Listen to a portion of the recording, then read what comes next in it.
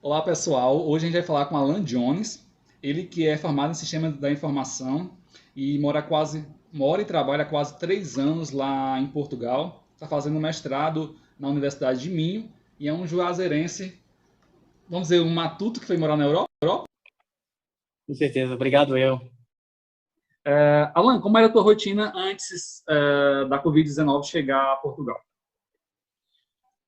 Bem, eu trabalho normal, o horário do expediente normal, 8 horas diárias. Meu trabalho, eu entro às 10 e saio geralmente às 7 da noite, o expediente normal, digamos assim. E no meu trabalho normal, tinha transporte público, vai para o trabalho, volta para o trabalho, toda a questão da logística da ida e da vinda. Eu trabalho com muitas pessoas, então tinha sempre que, digamos, com quem falar muito, era um ambiente cheio de pessoas, é um ambiente cheio de pessoas. Ao sair do trabalho às 7, geralmente eu ia fazer alguma atividade física, ia fazer um treino, tudo. Quando chegava em casa mais à noite, era tratar de estudar as coisas da universidade. No momento, na minha universidade, eu já não tenho mais aulas presenciais, não pelo Covid, sim pela situação do curso. Estou na época que a gente está só escrevendo a dissertação, digamos. Então não é necessário ir para aulas na universidade, já acabei com toda a carga horária de disciplinas. E normal, aqui em Portugal, geralmente os trabalhos têm folgas rotativas, são 2 folgas, que vão rodando, na maioria das vezes, entre dias da semana e finais de semana. Geralmente eu folgo no final de semana, era onde a pessoa tem tempo para ver os amigos, contrair, é, atividades domésticas e estudar as coisas que ficaram pendentes durante a semana. Não, entendi. E como foi que foi acontecendo esse processo de isolamento social? Quando foi que chegou para ti a informação de que amanhã você teria que ficar em casa? Assim, aqui foi um pouco mais, digamos, no meu ambiente, foi um pouco mais conturbado, digamos assim. A gente foi vendo o crescimento da situação logo ali ao redor na Espanha e sendo bombardeado com muita coisa sobre a Itália, que já naquela época já tinha aqui índices um pouco mais alarmantes do que o normal, que era o que a gente via de um caso, 2 casos, umas coisas que estavam evoluindo bem devagar naquele início. Então, no meu trabalho, as pessoas ainda contavam que isso não era uma hipótese, a gente ficar em isolamento e ter que trabalhar de casa. Daí as coisas foram evoluindo muito rapidamente e todos os dias que a gente ia para o trabalho, a gente pensava que naquele dia já ia ter a notícia que a gente já ia trabalhar de casa.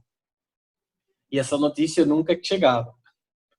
Daí as empresas privadas e algumas empresas públicas, antes mesmo do pronunciamento do governo, tomaram algumas atitudes, já distribuindo trabalhos home office para várias áreas.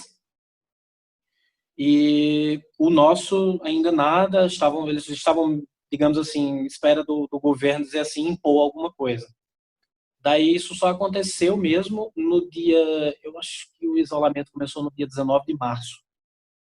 No dia 19 de março, teve um pronunciamento no meio do dia e o governo decretou todas digamos, as leis que iriam regir a época do isolamento. E aí sim foi aquela loucura dentro do trabalho. Configurar computadores, plataformas, pessoal que ia configurando e já ia indo embora.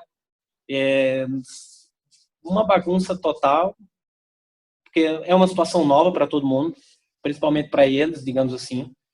E então foi um dia bem agitado, digamos assim. Desse dia, a gente ainda trabalhou o dia inteiro. Na hora da saída, teve algumas pessoas que foram, trabalharam e no meio do dia já foram embora. Teve outras pessoas, como eu, que trabalhei o dia inteiro, estava naquela situação de ajeitar todo o aparato para trabalhar em casa e saí normal às 19 horas e desde então estamos trabalhando de casa. Foi falar da rotina. Aí, final do dia, todo mundo conseguiu configurar os computadores e foram para casa. Como foi que ficou a rotina a partir daí? É, você já, você principalmente ficou preocupado em questão de mantimentos, álcool em gel, papel higiênico, essas coisas que somem muito fácil das prateleiras e que sobe o preço. Pelo menos aqui no Brasil foi assim. Não sei se aí também foi. Meu Deus, cara, meu Deus.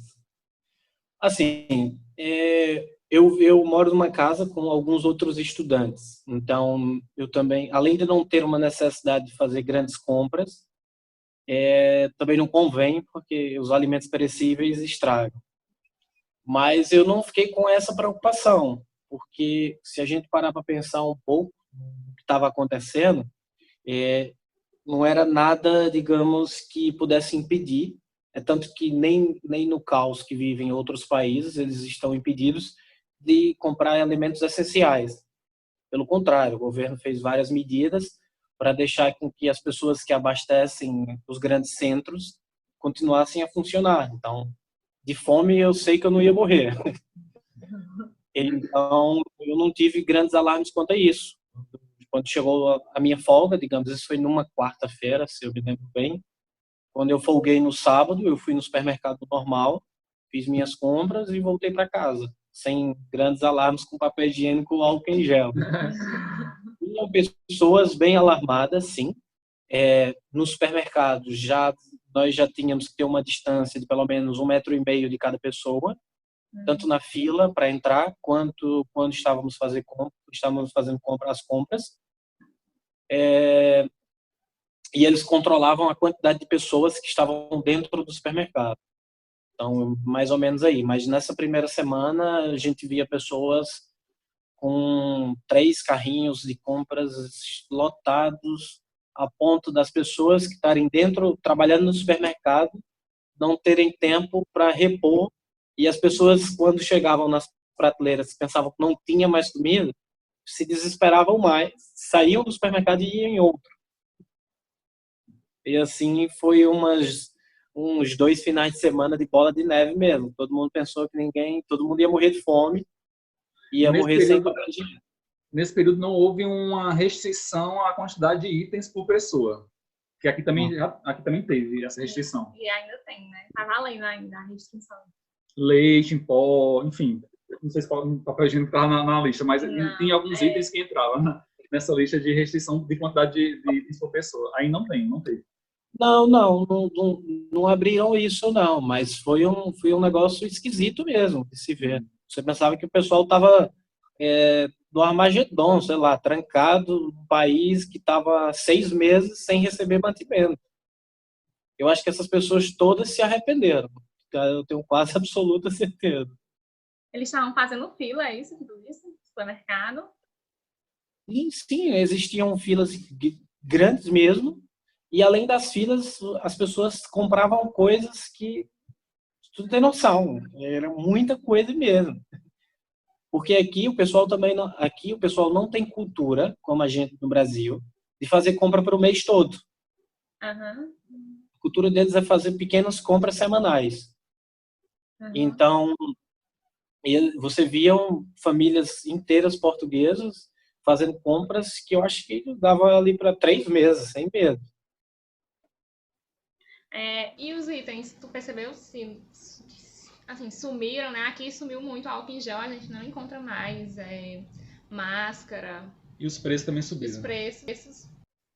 Não, aqui eles têm um controle melhor quanto a isso dos valores dos produtos.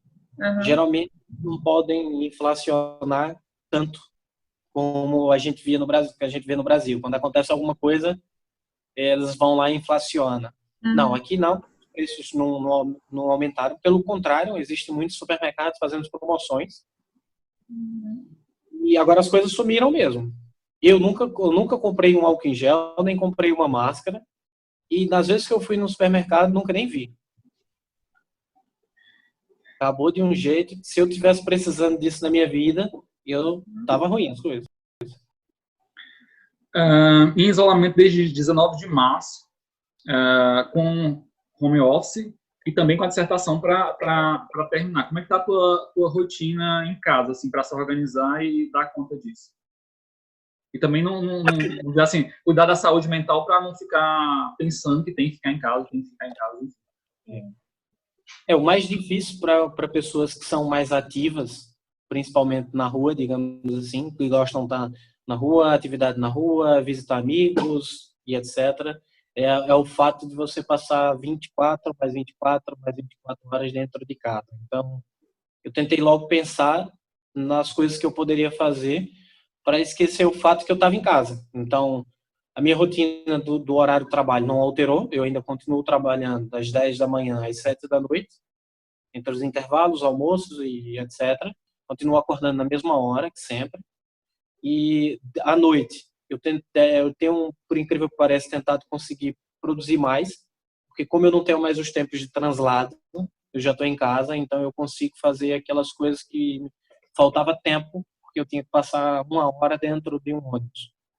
Então, nisso eu tenho conseguido gerenciar um pouco melhor. Então, tá dando para trabalhar, tá dando para fazer, sei lá, alguma atividade física em casa mesmo, para deixar a cabeça mais limpa. E uma horinha por dia, uma horinha e meia, a gente tá sempre ali estudando alguma coisa. Depois é fazer algum passeio por dentro da casa mesmo, da varanda para o quintal, do quintal para a varanda. Respondeu uma das nossas perguntas, né? Que era o que você está fazendo para ocupar o seu tempo durante essa quarentena. Você conhece alguém que pegou a Covid-19? Eu tenho um casal de amigos que eles são suspeitos. Eles estão conhecidos há alguns dias e ligaram para o serviço de saúde e estão aguardando aqui o teste. O serviço de saúde faz ali uma triagem, depois quando vê que tá tudo conspira para que a pessoa tenha o vírus mesmo, eles agendam uma data para fazer o teste, só que ainda não fizeram.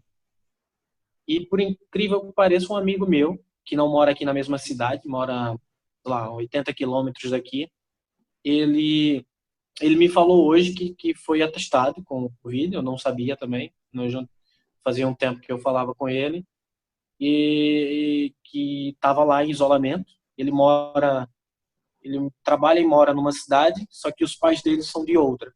Então ele teve que passar esse período todo isolado sozinho em casa, porque não podia voltar para casa dos pais, tanto pela viagem quanto pelo risco que oferecia os pais. Mas ele foi testado positivo mesmo.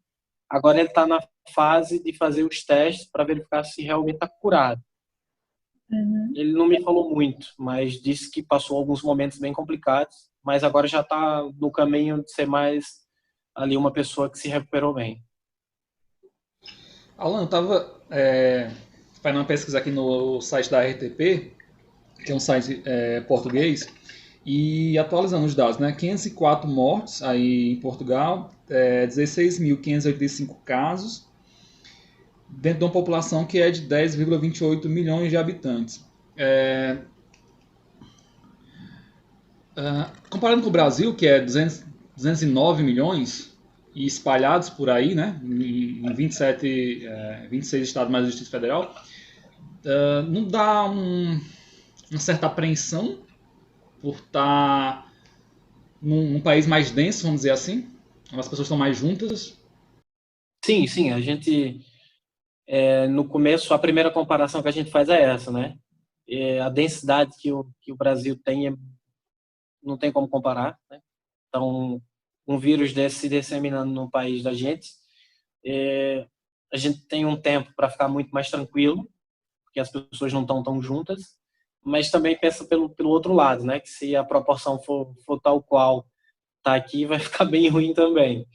Mas na proporção que a gente tem aqui em Portugal é complicado. Você está num ambiente, digamos, público, no meio de uma situação dessa, onde em todos os ambientes aqui tu vai ver pelo menos um idoso.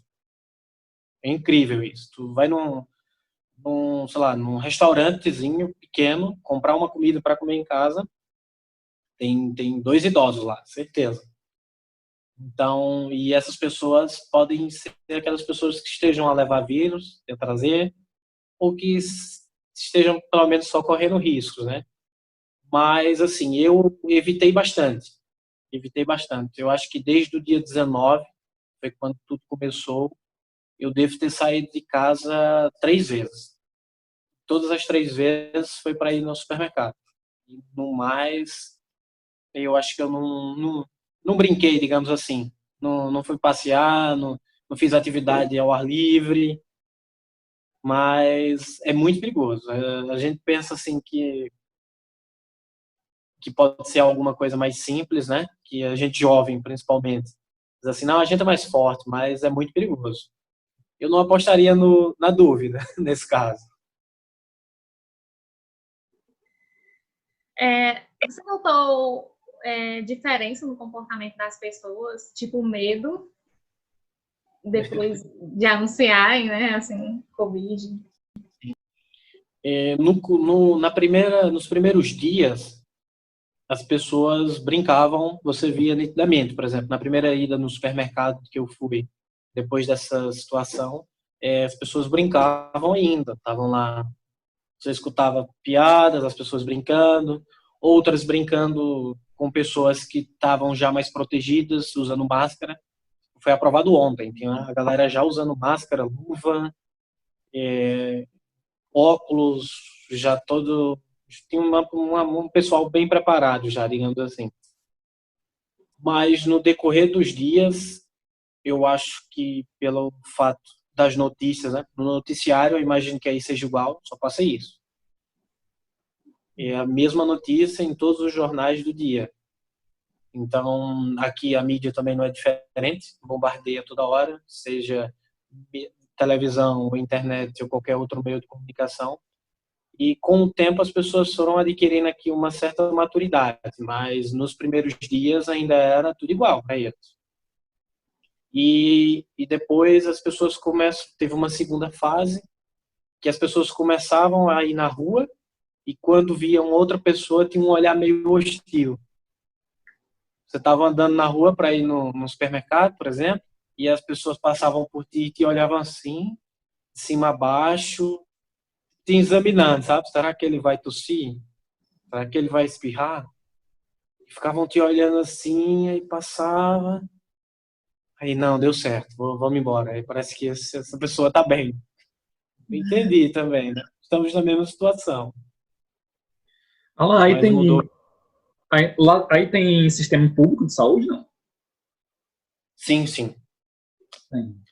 E aí, Eu, se eu não me engano, eles chamam o Sistema Público de Saúde de Sistema Nacional de Saúde, uma coisa assim.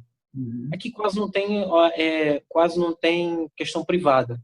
Tem poucos hospitais privados. E aqui é aquela parte que a gente tem muito forte já no Brasil, que é digamos, do plano de saúde, aqui quase ninguém tem. No meu ciclo de amizade, eu acho que nesses 3 anos eu conheci uma família que tinha.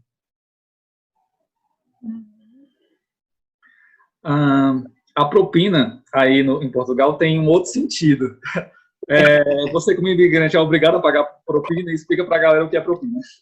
A propina é um pouco diferente, mas vai tudo do mesmo bolso, digamos assim.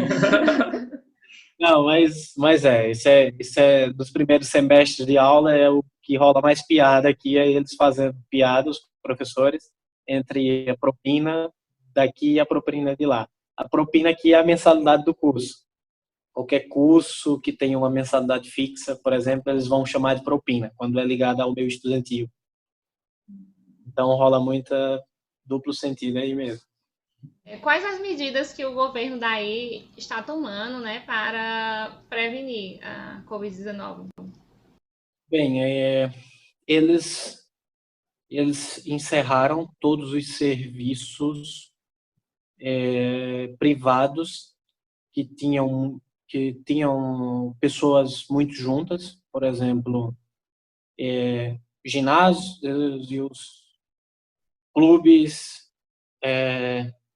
escolas, universidades. Eles encerraram também centros comerciais. Essa demorou um pouco, mas o pessoal, digamos, conseguiu essa também. Por exemplo, shops, fechou tudo, loja, tudo. E eles foram encerrando aos poucos. Não foi logo no primeiro pronunciamento dele, mas as coisas foram fechando aos poucos, porque isso também vai gerar aqui outra crise, né, depois disso. Mas enfim, aí já é o pós-vírus, digamos assim. mas eles tomaram várias medidas nesse sentido, de encerrar tudo que não fosse bem essencial. E o máximo de pessoas que conseguissem trabalhar de casa foram colocados para trabalhar de casa. Então, hoje em dia, sei lá, restaurantes só trabalham com serviço de entrega. Então, a pessoa liga, compra, vai na porta, pega e vai embora.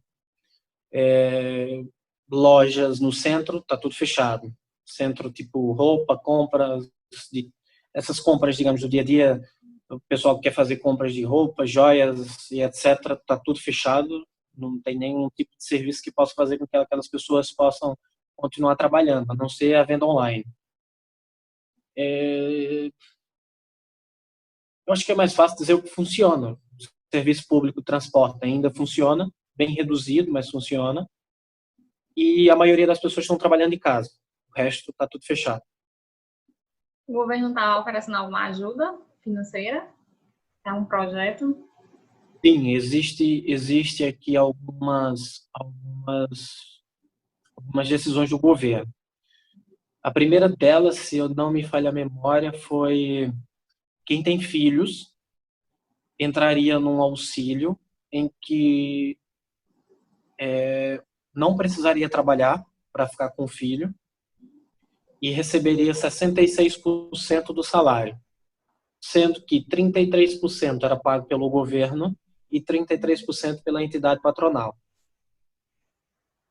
Daí, eles aprovaram outra coisa, que foi o layoff, que é basicamente quando a pessoa não tem como trabalhar de casa, então o governo vai chegar junto aí com uma porcentagem para que aquela pessoa se mantenha, digamos assim.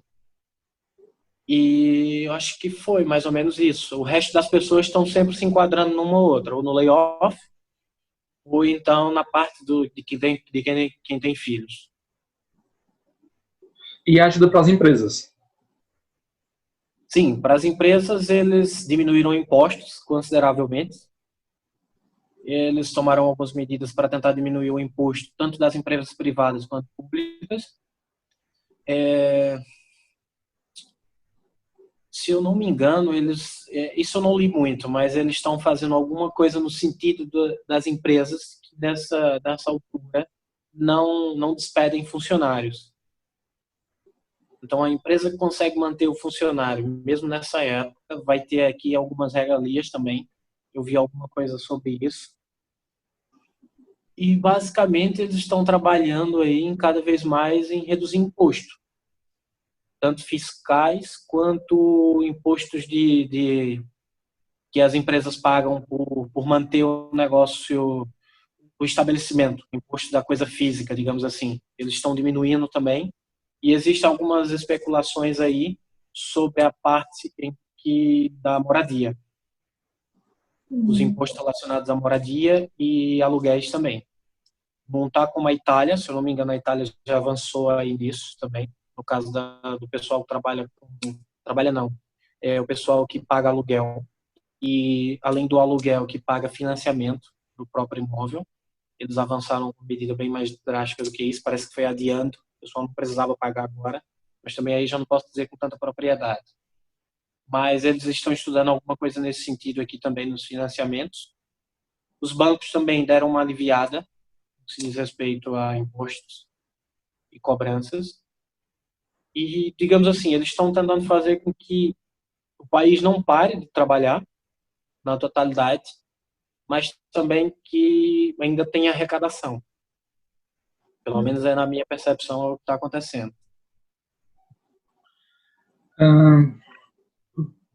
Há quase 3 anos aí, sozinho, de família, não foi ninguém, né? Sim, a única parte da família que eu tive aqui, digamos assim, minha mãe e a minha prima já vieram me visitar. A minha mãe já veio visitar 2 vezes. Entendi.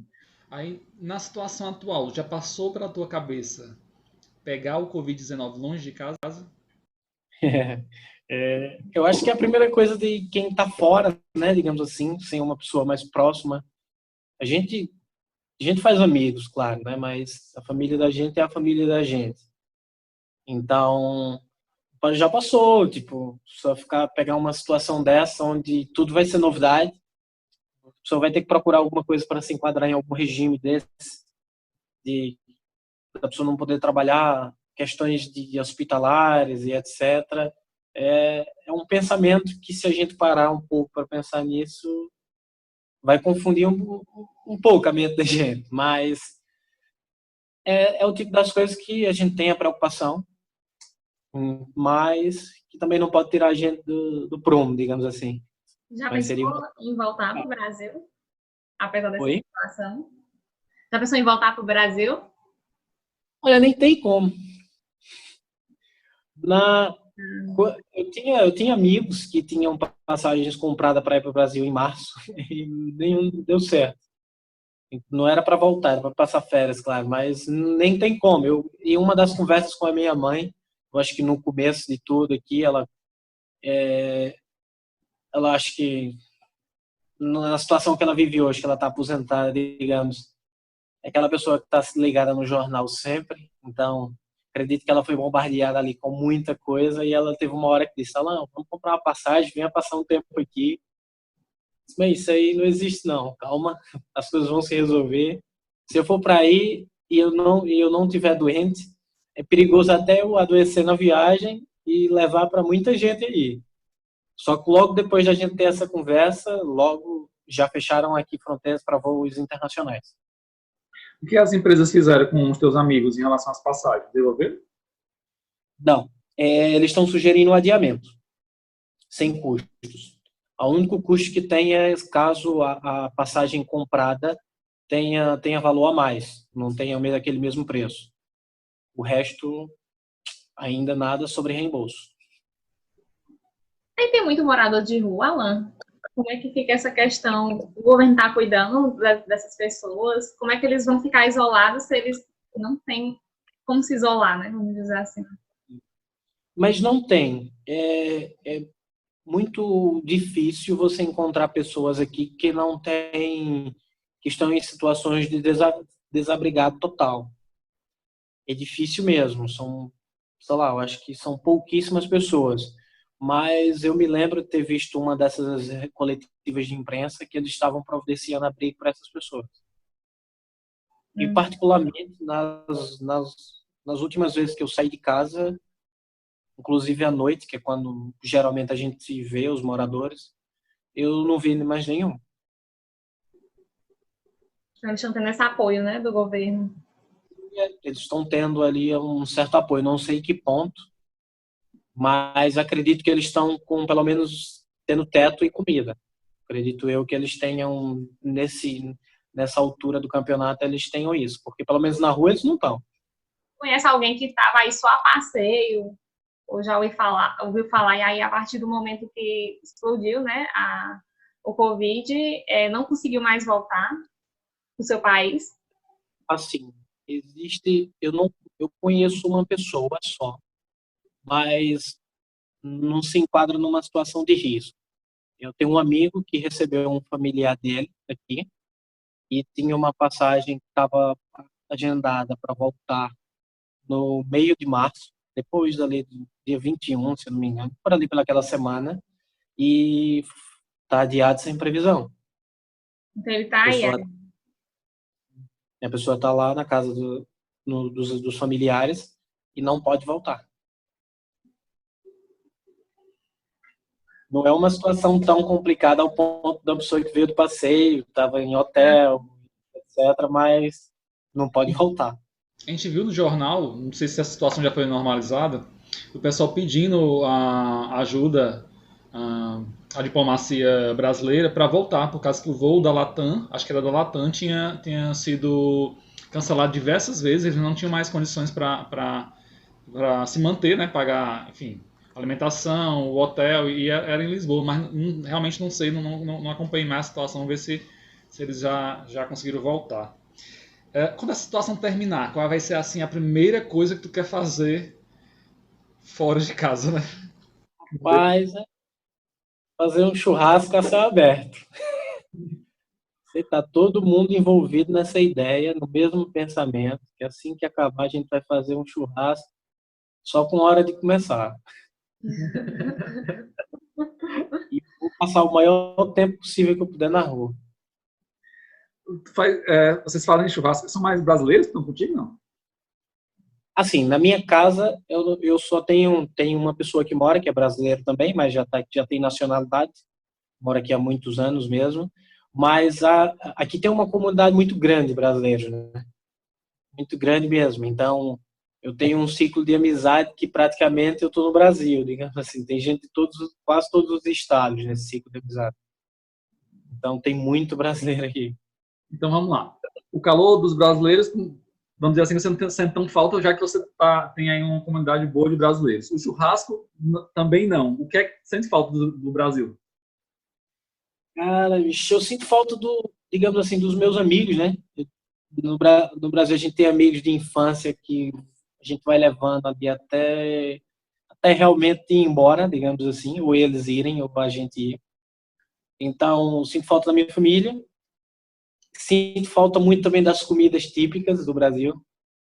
Aqui a gente não encontra, principalmente do Ceará, né? Digamos assim.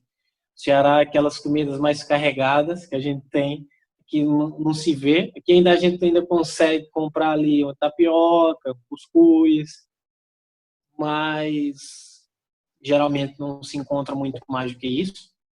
Pronto, digamos assim, né? Para fazer. Mas eu acho que é isso, é o meio que a gente tinha aí, né? Os amigos de infância, a família, as comidas típicas e o clima. Jesus, que saudade do clima. Tá muito Tá frio. louco? Tá frio. Tá com saudade daqueles 40 graus descendo a São Pedro, no Juazeiro do Norte? Olha, eu vou te dizer com toda sinceridade, eu tô. Surpreendeu agora. Tá doido? Aqui é frio demais, cara, muito frio. E são, sei lá, eu acho que a gente tem 2 meses no ano, tem um clima parecido com o clima tropical. Durante 10 meses é frio e chuva, e às vezes sol. Tá aí da culinária portuguesa. Além do pastel de Belém, o que é que tem mais aí para falar de bom? Rapaz, eles têm muitas comidas aqui até parecidas. Por exemplo, tem uma comida muito típica aqui, eu não sei se é daqui de Braga, da minha cidade, mas é de Portugal, tem em todo canto. Chama-se francesinha. É uma comida muito boa, parece um hambúrguer, digamos assim. Se os portugueses me verem dizendo isso, vão me matar, mas parece. Não, tem a francesinha, eles têm um cozida portuguesa, eles têm uma feijoada também, que no lugar do feijão preto vai um feijão branco. Eles têm muitos pratos feitos com carne de porco, muitos pratos que vão ao forno ali com várias partes do porco diferentes. Eles têm tradição também de comer cabrito, principalmente agora na Páscoa.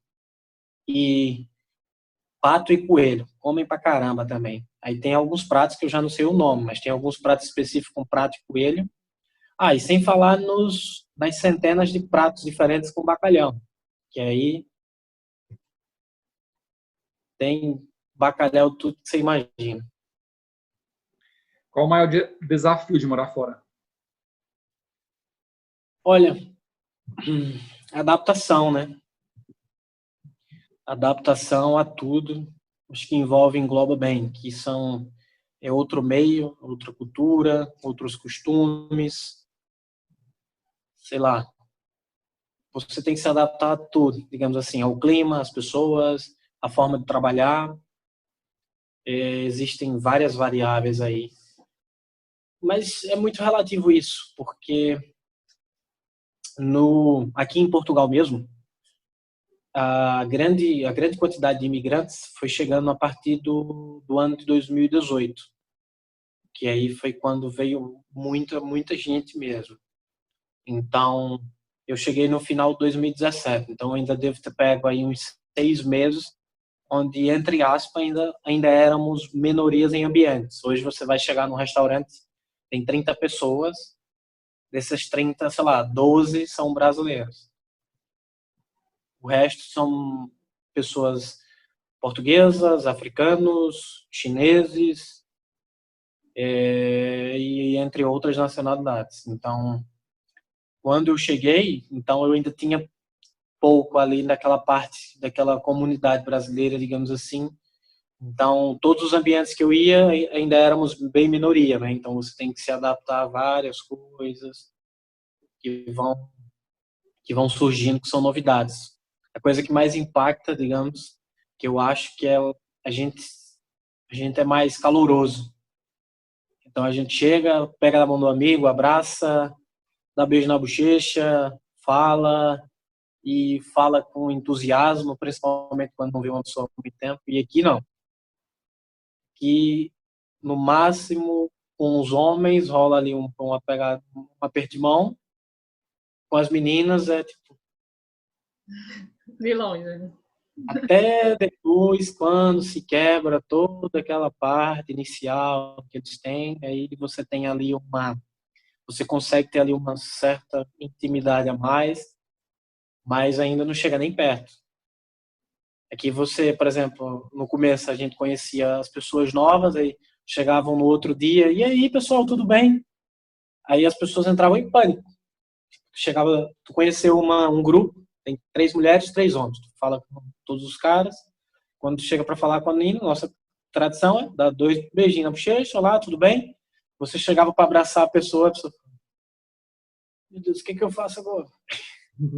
Então isso é mais choque, eles são bem mais frios também. Então tudo vai se adaptando, né? Mas existem essas coisas mais específicas para nossa cultura do calor, é bem diferente. E qual a melhor parte de morar fora? Cara, bicho, eu acho que eu não sei responder muito bem essa pergunta, assim, porque é basicamente você tem não é nem morar fora, né, mas morar fora de casa, digamos assim, morar só, entre aspas, você tem uma certa independência em tudo, né? Você é responsável por tudo, mas também é independente de tudo. Você faz as coisas na hora que tem a sua programação e etc. Mas na parte de morar fora do país, principalmente na área da Europa, são as facilidades que a gente tem para certas coisas. Por exemplo, aqui a segurança é ótima, você pode sair à noite, a hora que for, telefone na mão, tranquilo. Tem que ter cuidado, claro, todo canto a gente está sujeito, mas sem preocupação. Meia-noite, 1 hora da manhã, o telefone toca, tô aqui na rua, olha, o que foi? Tá bem. Quando chegar em casa, falo contigo, tá tudo bem? Tá, beleza, tchau. Sossegada. As viagens dentro da Europa são muito mais fáceis. Quem gosta de viajar, vir para o meio, digamos assim, um país como Espanha ou Portugal, fica muito fácil de ir para outros países e conhecer outros lugares. E aqui as coisas as cidades são pequenas e são muito bonitas, então tu com pouco tempo consegue conhecer várias cidadezinhas aqui dentro de Portugal que são bonitas pra caramba. O turismo é muito legal também aqui. Tem vários pontos aí positivos, digamos, que a gente gosta. Eu não sei se eu perguntei isso, voltando só à questão da Covid-19, né? Mas tu tem medo de pegar Covid? Olha, a gente tem, né, cara? Assim, ninguém sabe, porque a gente é bombardeado tanto de notícias que a gente hoje, eu particularmente, por mais que eu tenha lido algumas coisas sobre isso, tenha procurado pesquisar, mas tu não sabe qual é o lado que está mentindo, qual é o lado que está falando a verdade. Então, eu não sei se aquilo é o que a imprensa fala ou se aquilo é o que as notícias que saem por baixo mas por via de dúvidas. Mas assim, não. Eu acho que se enquadra mais em precaução. Mas é mais ou menos por aí. A gente tem que estar precavido. Se ficar com medo, Alan, pegando esse teu gancho com relação a quem está falando a verdade, não sei se em Portugal também está tendo essa tensão, mas aqui no Brasil está tendo muito essa tensão entre a saúde, a proteção das pessoas e a economia, porque as pessoas também estão preocupadas em, enfim, a economia, como é que ela vai sair dessa situação. Aí também está tendo essa tensão e como é que está sendo? certeza é que o pessoal está muito preocupado e muito tenso nesse sentido. Muita gente já perdeu o emprego. Muita gente já perdeu o emprego. e estão aí tentando com o governo alguma medida paliativa, digamos, para ali continuar a parte de receber, sabe, de ter o que comer. Muita gente perdeu o emprego. Eu acredito que muita gente ainda vai perder, ainda. E a maioria dos setores econômicos, ele só desce. Eu acho que são pouquíssimos. Tem um gráfico, eu posso até te mandar, se tu quiser depois. A gente achou um estudo, um artigo publicado aqui, eu tenho o link, onde fala quais são os setores que dentro da Covid evoluíram e quais são os setores que baixaram. Eu acho que 70% está caindo. Principalmente que Portugal, assim como outros países da Europa, também vivem de turismo. Então, a minha cidade, por exemplo, é uma das cidades mais visitadas da Europa. É uma das mais da Europa e eu acho que uma das que é mais visitada em Portugal. O pessoal vem muito para cá, de tudo que é lugar que tu imagina, fazer turismo. E nós já estamos aí quase um mês sem turismo, digamos. A gente está tendo alguns exemplos de solidariedade. A gente falou com o pessoal, a gente falou com um senhor da Itália, e lá os médicos aposentados estão voltando ao trabalho. Pessoal que já não exercia mais essa atividade, por exemplo, tem uma formação médica, mas foi ser padre. Deixa lá a batina e volta para o hospital. A gente entrevistou um nosso amigo da Inglaterra, e lá a Miss, a Inglaterra, teve essa atitude de parar esse trabalho dela e voltar para o hospital, que ela também era médica. Aí em Portugal tem esses exemplos. Aqui no Brasil, não em relação às pessoas, mas empresas. Uma cachaçaria e uma empresa de cosmético parou a produção para produzir álcool em gel. Tem esses exemplos de solidariedade aí em Portugal? Sim. Aqui tem dois grandes grupos tratando de bebidas alcoólicas, que eu acho que é o grupo, eu não sei o nome dos grupos, mas é o grupo que produz a marca Superboc e o grupo que produz a marca Sagres. E eles também fizeram uma parceria, são grandes grupos mesmo, e estão produzindo álcool em gel aí pra caramba pro governo, e o governo vai gerenciando aí a distribuição. Pequenos produtores de cerveja, que estão mais ligados nessa produção, também estão fazendo essa parte, e distribuindo até. Deixa eu ver se eu me lembro de mais algum detalhe. Isso foi mais uma medida também.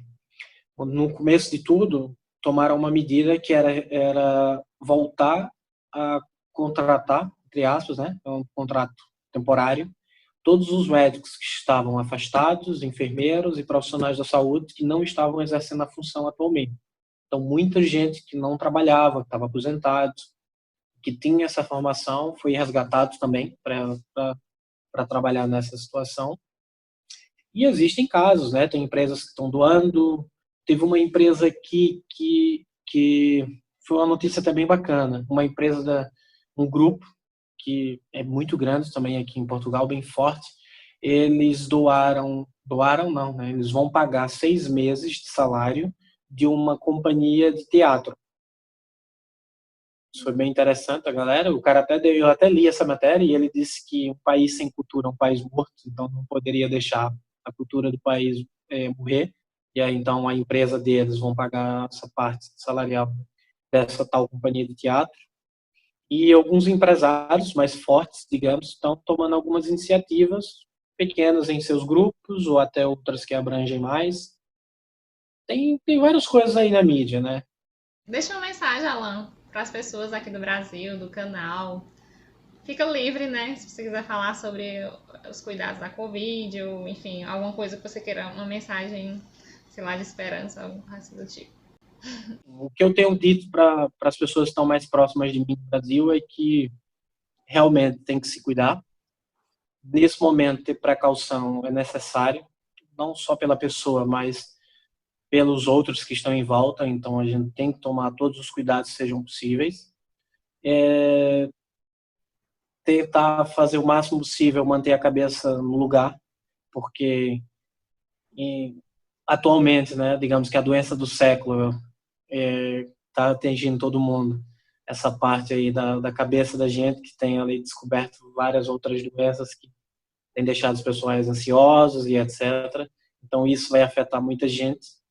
E eu também tenho dito para meus amigos, principalmente os que estão aí, que ainda trabalham muito, mesmo em meio a essa situação, é que comecem a pensar em se reinventar, porque hoje está difícil, digamos, mas o pós-crise, aqui o pós-vírus, vai ser bem complicado também. Então, eu acho que é um tempo que a gente tem para refletir bastante sobre toda essa situação e toda a questão que isso vai causar em nossas vidas, principalmente nas questões negativas. Acredito eu que a gente tem tempo para pensar sobre isso. E no mais, tentar ficar tranquilo, vai tudo se resolver, uma hora isso vai passar. Já aconteceu outras vezes em outros países, guerras e etc. E passou. Então, acho que essa aqui também vai. Então, acho que vai dar tudo certo no final. Alan, obrigado por ter aceito conversar com a gente. A gente, como já falou com os demais que a gente conversou, que em breve a gente volta a conversar de novo, explorando mais a questão de estudar e morar fora. Mas, enfim, o momento não permite. E a gente agradece por você ter aceito conversar com a gente. Com certeza, obrigado pela oportunidade. Espero ter contribuído aí com algum conteúdo relevante para vocês, principalmente. E para as pessoas que vão assistir, né? Que é o mais importante também.